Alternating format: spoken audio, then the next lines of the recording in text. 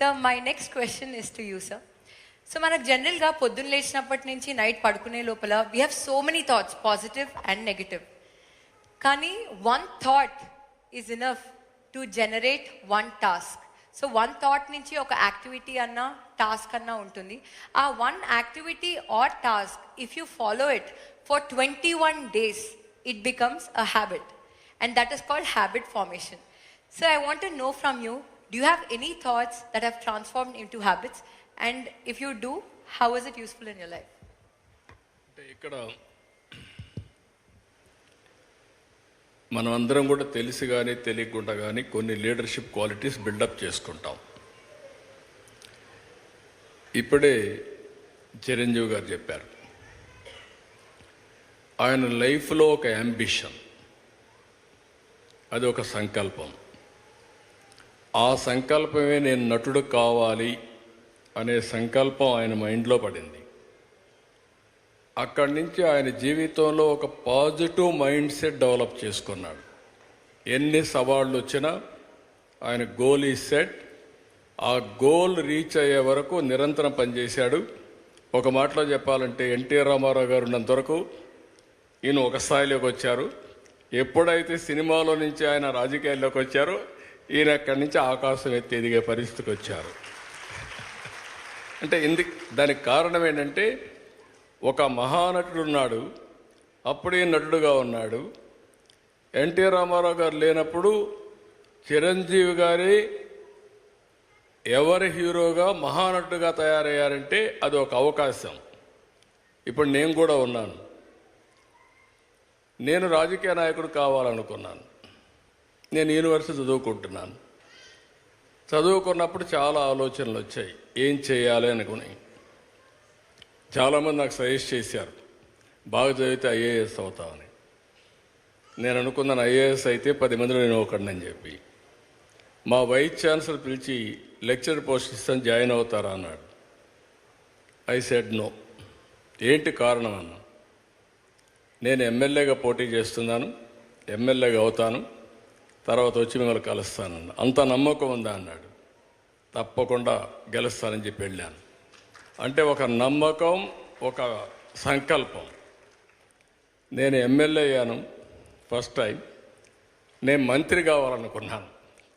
మంత్రి కావాలనుకుంటే చెన్నారెడ్డి గారు మాకు ముఖ్యమంత్రి. అప్పుడు చెన్నారెడ్డి దగ్గర నాకు మంత్రి పదవి ఇవ్వమని మా వాళ్ళందరూ అడిగారు. నన్ను చూసి పైకి కిందికి చూశాడు. ఎందుకంటే చెన్నారెడ్డి గారు ఎప్పుడు కూడా చాలా స్ట్రాంగ్గా ఉండేవాడు. పైకి కిందికి చూసి, నిన్నటి వరకు యూనివర్సిటీలో ఉన్న స్టూడెంట్గా ఇప్పుడే గెలిచి వచ్చావు, అప్పుడే నువ్వు మంత్రి అయిపోవాలనుకుంటున్నావు, ఇది ఎక్కడ న్యాయం అని చెప్పి కొంచెం ఇచ్చేసాడు. నేను అన్నా, నాకు మెరిట్ ఉంటే ఇవ్వండి, నేను ఎంఏ చదువుకుందాను, పిహెచ్డి కూడా చేస్తూ వచ్చారు ఇక్కడికి, మెరిట్ ఉంటే ఇవ్వండి అని చెప్పేసి ఛాలెంజ్ చేసి వచ్చాను. 2 yearsలో మంత్రి అయ్యాను. ఎందుకు నేను ఇవన్నీ చెప్తుందంటే, ఒక స్టెప్ మనం వేస్తే ఇంకొక స్టెప్ కలిసి వస్తుంది. ఒక పాజిటివ్ థింకింగ్, ఛాలెంజెస్ తీసుకుంటా ముందుకు పోతే ఇంకోటి కలిసి వస్తుంది. నేను మంత్రి అయ్యాను, సినిమా ఇండస్ట్రీ మంత్రి అయ్యాను. అప్పట్లో అంజయ్ గారికి పెద్ద క్యాబినెట్, మా జంబో క్యాబినెట్, 60 మందో 62 మంది క్యాబినెట్లో ఉన్నాం. అప్పుడు అన్ని పోర్ట్ఫోలియో రాసి నాకు ఒక పోర్ట్ఫోలియో రాశాడు. ఆ portfolio archives, archaeology, cinematography, film industry, libraries. దేనికి కూడా జిల్లాలో ఆఫీసర్లు ఉండరు. నేను ఈ పోర్ట్ఫోలియో లాభం లేదనుకుంటే నేను రాణించేవాడిని కాదు. నేను దాన్ని సవాలుగా తీసుకొని పనిచేస్తూ వచ్చాను. అప్పుడు మా సినిమా వాళ్ళందరూ కూడా వచ్చేవాళ్ళు.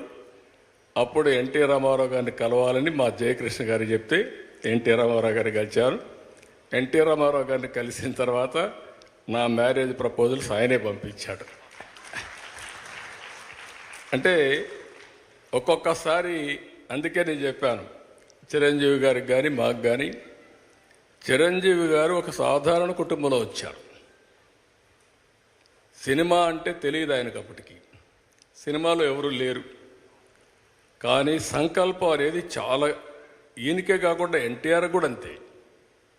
ఎన్టీఆర్ చిన్నప్పుడు ఆయన జీవితం చూస్తే కష్టపడే పైకి వచ్చాడు. ఒకరోజు ఆయన ఒక స్టోరీ చెప్పాడు నాకు. విజయవాడలో ఉండేవాడు. చదువు కోసం వాళ్ళ గ్రాండ్ మదర్ని తీసుకొచ్చి, చదువు కోసం ఆవిడ వచ్చి ఒక పూరిల్లు, సెంటర్లో ఒక పోలు, ఒక గుడిసేసుకొని ఇక్కడ ఉండేవాళ్ళు. రాత్రి వర్షం వచ్చింది. వర్షం వస్తే గాలి కూడా, ఇక్కడ అప్పుడప్పుడు తుఫాన్లు వస్తాడు, గాలి కూడా కొట్టింది. ఆ ఇల్లు పడిపోతే ఇల్లు లేదు. రాత్రంతా ఆ పోల్ పట్టుకొని కూర్చున్నాడు. మార్నింగ్ వరకు నిలబెట్టుకున్నాడు. అంటే ఒక మనిషి యొక్క దృఢ సంకల్పం ఏ విధంగా పనిచేస్తుందో వారి జీవితమే ఒక ఉదాహరణ. అది ఆయన జీవితంలో జరిగిన నిజమైన సంఘటనలు ఇలాంటివి చూస్తే ఒక సంకల్పంతో ముందుకు పోయారు. అందుకే ఇప్పుడు కాదు, రేపు కాదు, ఎప్పటికైనా సరే చిరంజీవి గారికి ఉండే పేరు చిరంజీవి గారికి ఉంది. పౌరాణిక పిక్చర్లో మళ్ళీ ఎవరన్నా రాణించాలంటే ఎన్టీఆర్ఏ పుట్టి మళ్ళా నటిస్తే తప్ప వేరే వాళ్ళకి సాధ్యం కాదు. రాజకీయాల్లో కూడా ఆయన ఉండింది చాలా తక్కువ సమయం, 12 సంవత్సరాలు. ఒక చరిత్ర సృష్టించారు. అంటే ఆ సంకల్పం అనేది అలాంటి సంకల్పం. అందుకని మీరు చెప్పినప్పుడు అందరికి కూడా ఒకటే నేను విజ్ఞప్తి చేస్తున్నా, పాజిటివ్ థింకింగ్ ఈజ్ ఇంపార్టెంట్. ప్రతి ఒక్క వ్యక్తికి ఛాలెంజెస్ రాకుండా ఉండవు, లైఫ్లో క్రైసిస్ రాకుండా ఉండవు. నాకైతే నా జీవితంలో దేశంలో ఏ రాజకీయ నాయకుడు ఫేస్ చేయలేని క్రైసిస్ ఫేస్ చేశా. ప్రతి ఒక్క సంక్షోభాన్ని ఒక అవకాశంగా తీసుకున్నా, అక్కడి నుంచి ఇంకా పైకి లేసి వచ్చాను తప్ప ఎక్కడ ఆధైర్యపడలేదు. అలాంటి చేయగలిగితే ఆకాశమే హద్దుగా ఎదిగే పరిస్థితి వస్తుంది. ఒక మహాత్మా గాంధీ, ఒక సాధారణ కుటుంబం, ఒక అంబేద్కర్ గారు, ఒక మామూలు కుటుంబం. ఇప్పుడు మనమైనా బెటర్. అంబేద్కర్ గారిని చూస్తే అంటరానితనం, చాలా అవమానాలు అన్ని భరించి కడాన జీవితంలో మీరు చూస్తే ఒక రాజ్యాంగాన్ని రాసి చిరస్థాయిగా భావితరాలకు ఆదర్శంగా ఉండిపోయే పరిస్థితికి వచ్చారంటే అది ఆయన యొక్క మైండ్ సెట్, ఆయన అవలంబించిన విధానం. ఇలాంటి చెప్పుకుంటూ పోతే అబ్దుల్ కలాంను మొన్నే చూసాం. ఒక ఆర్డినరీ పర్సన్, ఒక ఎక్స్ట్రాడినరీ మైండ్ సెట్తో ముందుకు పోయాడు. దేశం మెచ్చే అధ్యక్షుడయ్యే పరిస్థితికి వచ్చాడు. I'm very happy. ఛాలెంజెస్ వస్తూ ఉంటాయి. ఇక్కడ కూడా నారాయణ ఇన్స్టిట్యూట్ చూస్తున్నాను. ఎవ్రీ ఛాలెంజ్ని ఒక ఆపర్చునిటీగా కన్వర్ట్ చేసుకుంటున్నారు. And you are growing further and further. I'm very happy for that. Thank you so much, sir. Your life has always been an inspiration and there's so much to take away. So one last question, sir. మీరు ఈరోజు సెక్రటేరియట్లో you have conducted a orientation session for all your officers on AI and machine learning. So మీ దగ్గర చాలా మంది officers పనిచేస్తూ ఉంటారు. So how do you make sure you shift their mindset and what are the measures that you take? Only advantage ఏంటంటే ఇప్పుడు మీ నారాయణ ఇన్స్టిట్యూట్లో మీ faculty members అందరినీ మీరు సెలెక్ట్ చేసుకోగలుగుతారు, కావాలంటే రీప్లేస్ చేయగలుగుతారు. నేను గవర్నమెంట్లో వాళ్ళందరినీ మార్చలేను కానీ ప్లేస్ మార్చగలుగుతాను అట్ బెస్ట్. అంటే ఈ కుర్చీ నుంచి ఇంకొక కుర్చీ, ఇంకొక కుర్చీ నుంచి ఇంకొక కుర్చీ. But same officers. 95లో నేను సీఎం అయ్యాను. 95లో సీఎం అయితే నేను కూడా ఆర్డినరీ కుటుంబంలో వచ్చాను. 6 కిలోమీటర్ల హై స్కూల్కి మీరు అదృష్టవంతులు, మీరు కానీ మీ చెల్లెలు మీ అక్క కానీ అదృష్టవంతులు. ఇంట్లో నారాయణ గారు బాగా మీకు అన్నీ చేయగలిగారు. మా జనరేషన్కి మీ జనరేషన్ నారాయణ గారిని చూస్తే ట్యూషన్ చెప్పుకుంటూ అక్కడి నుంచి నారాయణ ఇన్స్టిట్యూట్ పెట్టాలనే ఆలోచన వచ్చి నారాయణ కోచింగ్ సెంటర్ పెట్టి అక్కడి నుంచి దీన్ని ఒక కార్పొరేట్ స్థాయిలో తీసుకురావాలని ఒక ఆలోచన వచ్చి, అప్పట్లో ఎవరికి ఇలాంటి ఆలోచనలు రాలేదు. విద్య కూడా, ఎడ్యుకేషన్ కూడా ఒక సొసైటీ ద్వారా ఇన్ని రాష్ట్రాల్లో ఇవ్వగలుగుతామని నిరూపించిన వ్యక్తి నారాయణ. అదే ఆయన సంకల్పం. మీరు అన్నట్టు ఆ రోజుల్లో నాకు కూడా ఈ సమస్యలన్నీ ఉన్నాయి మా ఆఫీసర్స్లో. ఆఫీసర్స్కి అయితే అప్పుడు ఐటీ అంటే తెలియని వాళ్ళు మొత్తం. అలాంటి సమయంలో నేను హైటెక్ సిటీ కట్టాలనుకున్నాం. ఆ హైటెక్ సిటీకి బ్రెయిన్ స్టామింగ్ అంతా చేసిన తర్వాత ఇదే మరి అందరం కూర్చొని ఆలోచించాం. ఏ విధంగా పెట్టాలంటే డబ్బులు కూడా లేవు, మనం పెట్టలేమంటే పీపీపీ మోడల్లో ఫస్ట్ టైం పబ్లిక్ ప్రైవేట్ పార్ట్నర్షిప్లో ఎల్ఎన్టీ ద్వారా కట్టించాం. ఒక్క పైసా డబ్బులు ఖర్చు పెట్టలేదు, ఆ భూమి మాత్రం ఇచ్చాం. అది అయిన తర్వాత హైదరాబాద్లో ప్రతి ఒక్క కంపెనీ తీసుకొచ్చారు, మేము ఇచ్చింది భూమి మాత్రం ఇచ్చాం. ఈరోజు హైదరాబాద్ దేశంలో హైయెస్ట్ పర్ క్యాపిటల్ ఇన్కమ్ ఉందంటే ఆలోచనలు నాది, అమలు చేసింది అధికార యంత్రాంగం. ఆ రోజు కూడా మా సెక్రటరీలు వచ్చేవారు, నిద్రలేస్తానే వచ్చేవారు, వేరే వేరే ఆలోచనలు తెచ్చేవారు, నేను దానికి ఒక షేప్ ఇచ్చేవాడిని, చేపించాం. ఆ రోజు హైటెక్ సిటీ ఐటీ మాట్లాడాను, మైండ్ షిఫ్ట్ అన్నారు మీరు. దానివల్ల ఐటీ ఒక స్లోగన్ ఇచ్చాను, ప్రతి ఒక్క ఇంటికి ఒక ఐటీ ప్రొఫెషనల్ ఉండాలి అని ఆ రోజు స్లోగన్ ఇచ్చాను. దాంతో చాలామంది పల్లెటూరు నుంచి వచ్చి బాగా చదివించి ఐటీ చదివించారు. అందులో నారాయణ గారిని ఇంకా అన్ని విద్యా సంస్థలను ఆ రోజు నేను ఎంకరేజ్ చేశారంటే నాకు ఒక స్వార్థం ఉండేది. ఐఐటీలో అప్పుడు చాలా అడ్మిషన్స్ వచ్చేటివి కాదు, మనకు 1% కూడా వచ్చేది కాదు. నేను వీళ్ళందరినీ పిలిపించి ఒకటి అడిగాను, మీకు ఏం కావాలని ఇస్తాను, ఆంధ్రప్రదేశ్ ఐఐటీలో నెంబర్ 1గా ఉండాలి, మీరు ఏం చేస్తారో చేయమని చెప్పి కోరాను. అట్ వన్ స్టేజ్ తెలుగు రాష్ట్రాల నుంచి 20% ఐఐటీకి వచ్చేసారు. ఇంకొక స్టేజ్కి పోతే బిడ్స్ పిలానీలో 70% 65% తెలుగు వాళ్ళే ఉన్నారు. వాళ్ళకి అర్థం కాలేదు, వీళ్ళేంటి మరుగు వచ్చేసారు, ఎట్లా వస్తున్నారు వీళ్ళని.